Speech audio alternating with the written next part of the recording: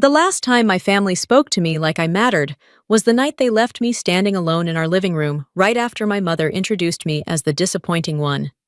I remember the sting more than the silence, and I remember thinking, for the first time, that maybe disappearing was kinder than staying. My name is Celestra Wynn, and this is the story of what happened when the family that once erased me tried to put me on display only to watch the man they worshipped stand at attention. For me, I left the mountain in silence, the kind that follows you long after the steel doors close behind you. The drive out of Colorado carved a straight line into the cold, and I let it. It had been 3 years since I last turned toward Jackson Hole, and every mile made my chest tighter, the way it always did when I headed back to a place that remembered me far less than I remembered it. By the time my tires crunched over the old dirt road that led to my parents' house, nothing had changed. Snow layered the roof in the same uneven patches. The porch light still flickered when the wind kicked up, and the smell of something roasting drifted through the air like a memory I didn't ask for. Familiar, yes. Welcoming, never. My mother barely glanced at me when I stepped through the door. She kept tying ribbons around a wreath, muttering about centerpieces and head counts, acting as though I'd stepped out for groceries instead of disappearing from their lives for years. Inside the living room, wall after wall was crowded with Emma's milestones caps, gowns, mountain summits, dress fittings. Not a trace of me past my early 20s. It shouldn't have stung anymore. Yet somehow it still did. Dinner was the same script. I remembered everyone buzzing about the engagement. No one acknowledging my presence. Even the neighbor's old cat brushed my leg with more intention than my own family. I escaped to the kitchen for a moment of air and found a stack of papers beside the sink. A guest list. My eyes skimmed then froze. Rowan Hale. The name hit me like a dropped weight. A man whose path should never cross mine in a room full of civilians. And suddenly, the engagement party wasn't just a celebration. It was a collision course. The house woke early the next morning, buzzing with preparations for the rehearsal dinner, and I tried to disappear into a quiet corner of the kitchen. I kept my back to the room, rinsing dishes that didn't need rinsing. Anything to avoid being pulled into the orbit I'd spent my whole life orbiting around but never belonging to. Of course, hiding never works in families like mine. Someone always finds a way to tighten the invisible leash. My uncle leaned against the counter, studying me like a problem he'd always meant to fix. He wondered aloud if I had ever thought about changing careers, said certain office jobs could trap a person, especially someone without direction. I swallowed the sigh rising in my chest. Moments later, my mother drifted in, trailing the scent of floral spray as she sorted napkins. She reminded me not to bring up anything work-related in front of guests because no one wanted to hear about dull tasks during a celebration. She didn't look at me when she said it. She didn't have to. Then Emma peeked in, already glowing with pre-wedding excitement. She asked me not to make Rowan uncomfortable, explaining he was outgoing and could get tense if people around him were too serious. As if seriousness was a flaw I carried deliberately. By afternoon, seating assignments were laid out across the dining table. My mother placed my name card at the very end, near the back door, smiling as though she'd done me a kindness. Easier for me to slip out if something came up, she said. I understood the real reason immediately. It was the seat reserved for the person you didn't want framed in any family photo. I sat there anyway, listening to them chatter about flower colors, cake fillings, table runners. I traced every movement in the room without meaning to who stood where, how people shifted, where the nearest exit was, old habits from another world. Not a single face turned toward me. To them, I wasn't a person. I was a placeholder. When the noise got too tight around my ribs, I stepped outside onto the porch. The light from the window spilled across the snow, and in that pale wash, I saw a shape standing beside my father. Rowan had arrived earlier than expected, smiling politely as he shook my father's hand. I froze in the doorway, his head lifted, eyes catching mine for just a fraction of a second. Something flickered there, a spark of confusion, recognition trying to form a shape. It slipped across his features so quickly, anyone else would have missed it. But I didn't.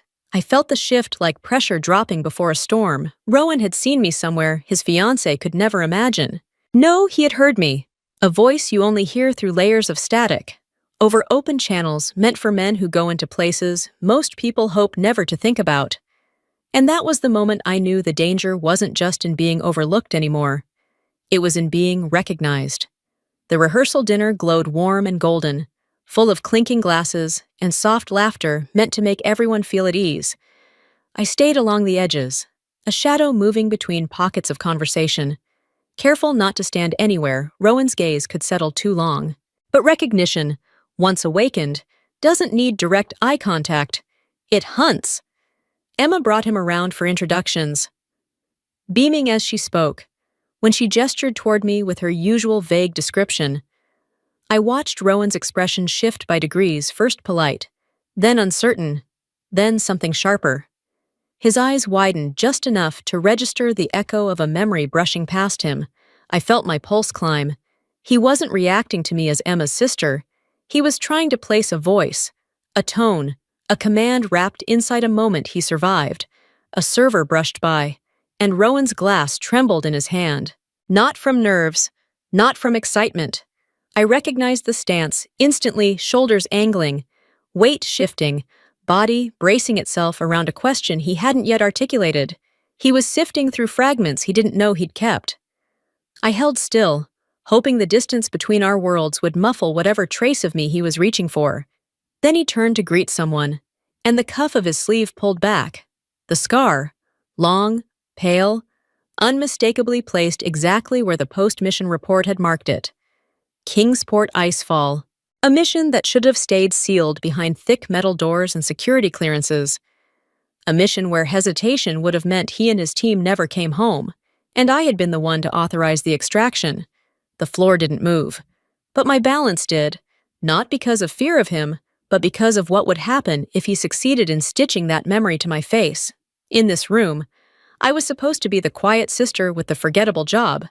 If Rowan remembered who I truly was, everything this family built on assumption and ignorance would crack open, and nothing, absolutely nothing, would be the same after that. I walked into the engagement hall by the lake, already mapping exits in the back of my mind. It wasn't paranoia. It was muscle memory. And while everyone else moved through the room with the ease of people who felt they belonged, I kept tracking the one person whose memory could unravel me with a single spark. Rowan stood near the far wall, posture too controlled for a man at a celebration. He didn't know yet why his gaze kept drifting toward me, but I could feel the pull tightening. My mother swept toward me the moment I stepped inside. She adjusted my arm like she was straightening a crooked prop and told me not to stand too close to the center because it would take attention from Emma. The comment grazed something old in me, but I let it pass the way I always had. When the music softened, she floated onto the stage and took the microphone with a practiced smile. She praised Emma and Rowan with theatrical warmth, then tossed my name out like an afterthought, making a joke about not quite remembering what I did in Colorado. Laughter rippled through the room, light enough that no one would ever admit it stung, but it settled under my ribs like a familiar weight. An aunt approached next, patting my arm as if consoling a child. She asked if I was managing on my own these days, unaware she was speaking to someone who spent most of her life dealing with pressure she couldn't imagine. I nodded, the easiest way to end the conversation. Across the room, Rowan shifted, shoulders squared, feet angled, not a social adjustment, an operational one. His attention locked on me with the unmistakable focus of someone combing through buried fragments.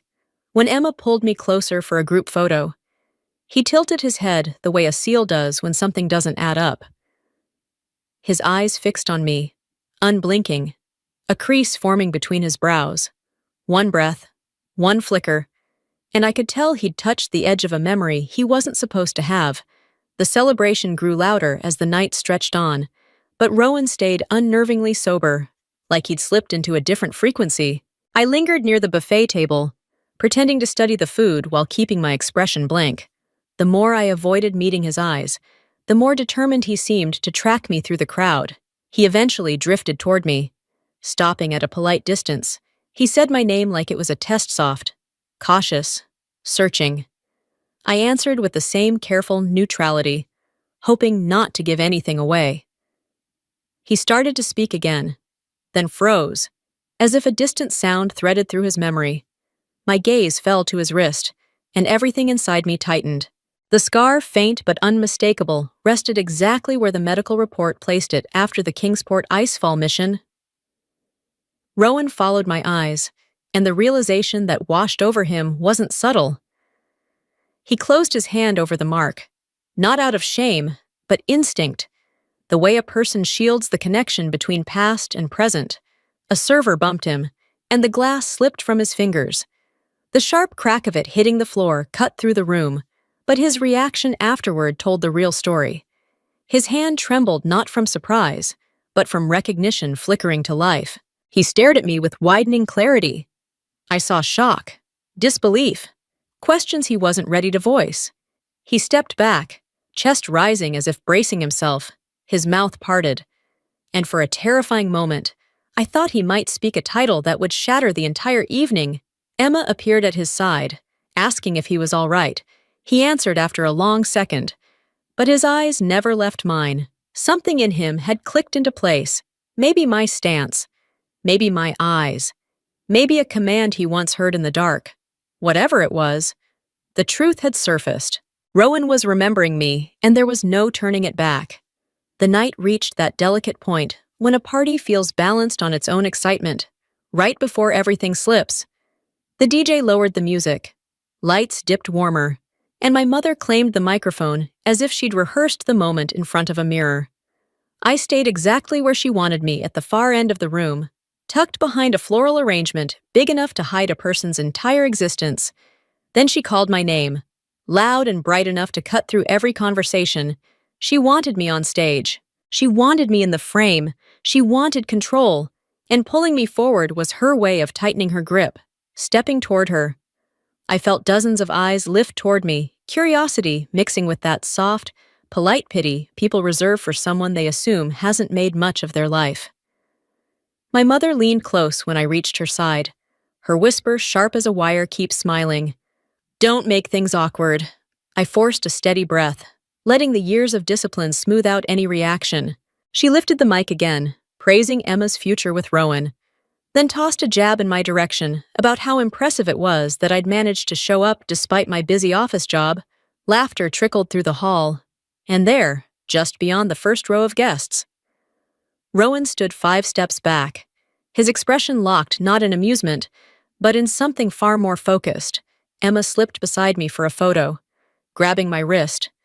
Her fingers brushed the device hidden under my sleeve. A faint green light blinked once. No one else noticed, but Rowan did. I watched the shift in his pupils, the tension pulling through his shoulders. He wasn't confused. He was recognizing something he didn't yet have words for. Before I could move away, a sharp crack snapped through the room. Rowan's glass had fallen, shattering across the floor. He stepped back, spine straightening, heels together, shoulders pinned back with military precision. He wasn't posing. He wasn't embarrassed. He was standing at attention. The room fell silent in an instant. He had identified me completely. The moment Rowan locked into that rigid stance, the atmosphere in the hall twisted into something electric and confused. Guests stared, whispering in fragmented questions. Emma, pale and frantic, rushed toward him, demanding to know what he was doing. But Rowan didn't acknowledge her. He couldn't. His eyes stayed fixed on me, locked in a depth of recognition that reached far beyond family introductions. My mother tried to diffuse the tension with a laugh that scraped across the room. She called him dramatic, insisted he loosen up, then reached for his arm to tug him out of the posture. The instant she touched him, he recoiled sharply, like her hand had struck a live wire. Gasps bounced around the room. It was the kind of reaction only someone trained for danger would have: automatic, instinctive, unfiltered. Rowan parted his lips, and sound pushed out of him, low and shaking not from fear, but from the weight of the truth assembling itself inside his mind. He addressed me with a formality that didn't belong in a lakeside banquet hall. A few nearby guests stiffened, turning to stare between us. Emma's voice cracked as she asked what I had done to cause this. I didn't answer. I didn't need to. The evidence was unfolding without my involvement. Rowan finally forced out more words, halting, strained. He spoke of a mission, a frozen extraction, a voice he had followed through the worst night of his life. He said he recognized the cadence, the steadiness, the decision that saved him. Silence swallowed the entire room. My mother blinked, struggling to reconcile the version of me she had always believed with the one Rowan was naming aloud. I straightened, a quiet certainty settling through me. Rowan tried to continue, but emotion and instinct pinned him wordless. Everything in his stance, his posture, his eyes, his breath pointed to one truth. He wasn't just reacting, he was saluting a superior in front of every person who had spent years refusing to see me. And in that moment, without a single raised voice, the balance of power shifted, irrevocably. The room felt compressed, as if the air itself had tightened around us. Rowan remained locked in that rigid stance, eyes fixed on me with the unblinking intensity of a man confronting the one person who held authority over his survival. His breathing stayed controlled, steady in a way that didn't belong in a celebration, but on a battlefield. One by one, heads turned toward me, and I felt the weight of recognition settle over the hall like they were seeing me for the first time in my entire life. Emma's voice cracked as she asked why he was standing like that. Rowan didn't answer. He couldn't. My mother stepped forward instead, her hands trembling as she tried to regain control of the moment, asking what I'd done to frighten him. She didn't realize she was the one nearing a truth far bigger than her comfort could contain. Then Rowan spoke. His voice cut through the silence with surgical clarity as he identified me, the one who had ordered his extraction from Kingsport's freezing hell. A wave of shock rolled across the room. Utensils clattered. Someone whispered in disbelief. I stayed still, letting the truth hang. My mother stared as if the world had tilted. She asked what I really did in Colorado. I finally answered her, calm, unshaking. I did the work she never cared to understand, and in that moment, the room bowed not out of obligation, but out of fear disguised as awe. No one invited me forward, yet the entire room stepped back, as if clearing space for a verdict they'd spent years avoiding. I stood before the still live microphone, feeling the hum of it beneath my fingertips, and for the first time in my life, I let the truth break the surface. What just happened constitutes a breach of sensitive information. My identity cannot appear in civilian settings of this size. The reaction was instant. My mother's mouth fell open, her breath catching like she'd been struck. She stared at me, the way you look at someone wearing a mask you suddenly realize isn't a mask at all. She reached for me, arms wide, trying to salvage something she thought she could still hold. She pleaded to know why I'd hidden this, insisting she would have been proud, that she would have bragged. I stepped back not angrily, but with finality. If I'd told you, you would have called it bragging. If I stayed quiet, you decided I failed. The truth was never going to fit the version of me you preferred. Emma broke next. She demanded to know what kind of work could make Rowan react like that. Why I'd kept her in the dark. I told her simply because the country forbade it. Silence swallowed the room. Then I delivered the part they weren't ready for. After tonight, my civilian contacts must be restricted. I can't maintain our relationship the way it was.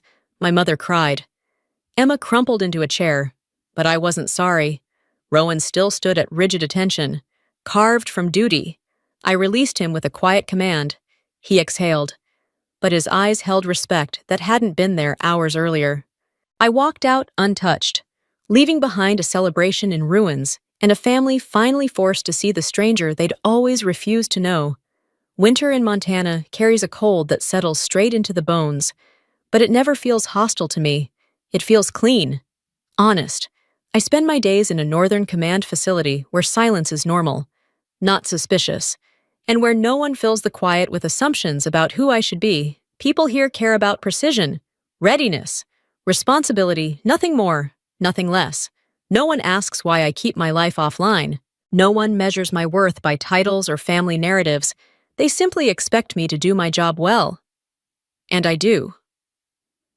One afternoon, an envelope arrived, heavy paper, embossed edges, the faint scent of my mother's perfume clinging to it like a memory that didn't know it wasn't welcome. Inside was Emma and Rowan's wedding portrait, both of them smiling.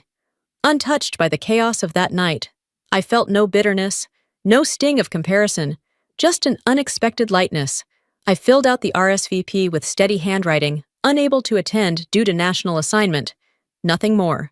Later, on the observation deck, snow swept across the mountains in soft arcs, no voices behind me, no expectations, no shadows from the past, just me finally breathing in a life I chose, free of the place where I'd once been erased.